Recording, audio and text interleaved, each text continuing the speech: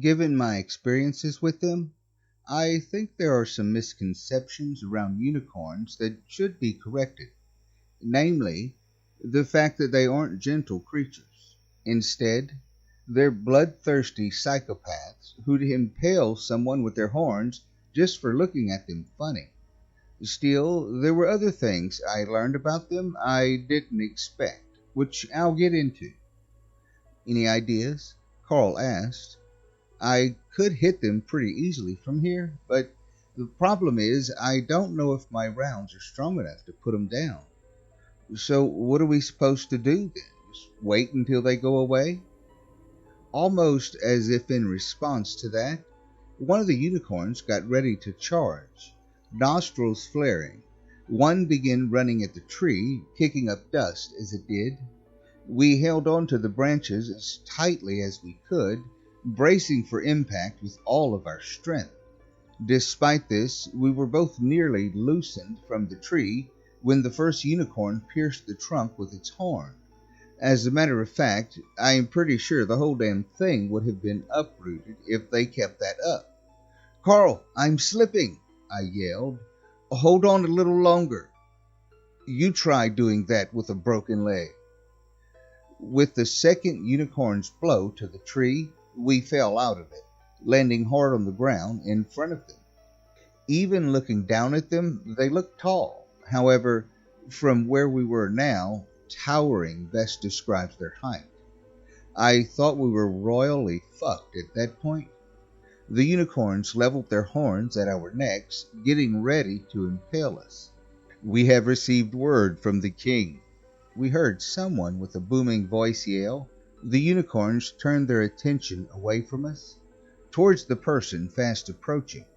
Our mouths fell open when we saw that it was another unicorn, only this one was bronze-colored with a white horn. The others currently terrorizing us were all white with pale yellow horns. Ah, there you are, he continued speaking. The news I have from him is urgent. We must... He turned his gaze upon us. More delicacies for the royals? I felt myself get pale at those words. We'll deal with them later, the unicorn nearest to us said. What is it that you need to tell us? The princess has been kidnapped. What? But she's still only just a foal. Those bastards will try any dirty trick to gain the upper hand. At this point, we felt that we should speak up. Excuse us, Carl spoke up hesitantly, prompting them all to whip their necks in our direction. I'm sure you all must be stressed, so why don't you just let us go? It'll be one less thing on your plates. How are you able to communicate with us? The first unicorn asked. We exchanged a glance. Ritual? Yeah, it was a ritual, Carl told them. Well, regardless, you have trespassed on our lands. As such, we are able to punish you as we see fit. That can wait, though, since we've got more important matters to deal with. You two are coming with us.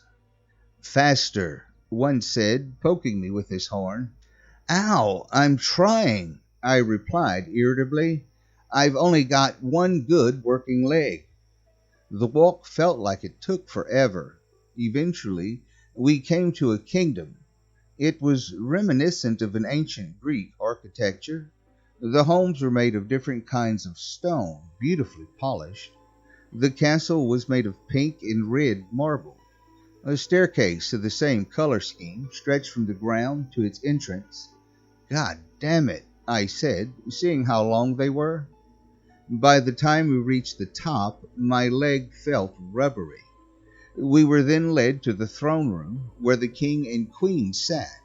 Both were golden unicorns. The former's horn was ruby red, while the latter's was sapphire blue. What took you so long? The king asked. You should have been here much sooner. Our apologies. The others caught some trespassers in the forest, the bronze unicorn replied, gesturing toward us. They've gained the ability to communicate with us. The king turned his attention to us. "You're not like most of the others. How and why are you here?" At that moment, a light bulb went off in my head. I explained the situation to him, leaving out the part about planning to shoot one of them. "If we help you get your daughter back, do you think you can help us?" The king paced back and forth. "What do you think?" he asked, seeking counsel from the queen. "They would have less of a chance being noticed by the Equos," she replied. "You've got a point there." "I'm sorry," I interjected. "Equos?" "They are similar to us, except they lack horns and have wings," the queen explained. Pegasus. She was describing fucking Pegasus. Learning that they too existed was shocking enough. However, what was more so is the fact that apparently there's a war between them and the unicorns. It's been raging on since our civilizations began, the king explained. They think themselves higher beings just because they can fly. Preposterous, we say. They are nothing compared to us unicorns. We are stronger and can jump high enough to reach those cowards. The king rambled on like that, bringing up different ways unicorns are better than Equos for several minutes. When he was done, the others let out a cheer, stomping their hooves in unison. "Wait," I said, once they quieted down. "Just out of curiosity, are there any unicorn Equos?" The king slammed his hooves so hard the floor shook. "We do not speak of those abominations," he roared, causing us to flinch. "We banished our son for breeding with one of them, and if either of you brings up anything even close to that subject again, I won't hesitate to mount your heads in my trophy room. Am I clear?" Yes," I stuttered out.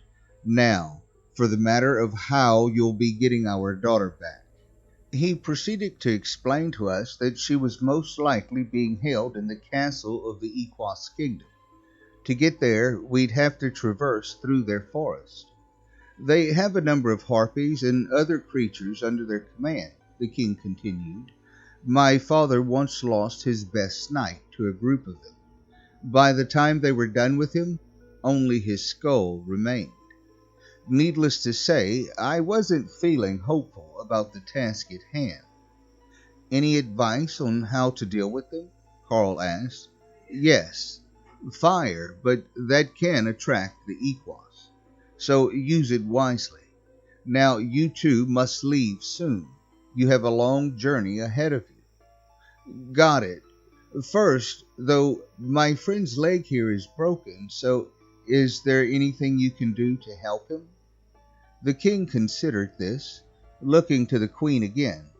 She nodded and he faced me. "Since it would increase your chances of success, very well. Lie down." Confused, I lowered myself to the floor with my casted leg outstretched and my pants leg pulled up. Then he lowered his horn to my leg. My breath caught in my throat. He lunged his horn forward. I closed my eyes, mentally preparing for what I thought was going to be excruciating pain. Instead, I opened my eyes to find he'd only pierced my cast, making it crack and fall apart. He then gestured to the queen, who came over to him. She used her horn to cut him open, allowing blood to pour from him onto my leg. It felt weird as hell. I saw it basically soak into my leg like it was a sponge.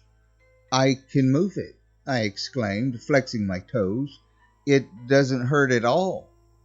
Although my heart was still hammering from thinking my leg was about to get impaled again, I was happy it had been healed. Understanding that under any other circumstances, we'd never do that for lesser beings such as yourselves. Seeing as how that's the case, I think it's important for both of you to see what failure will bring you.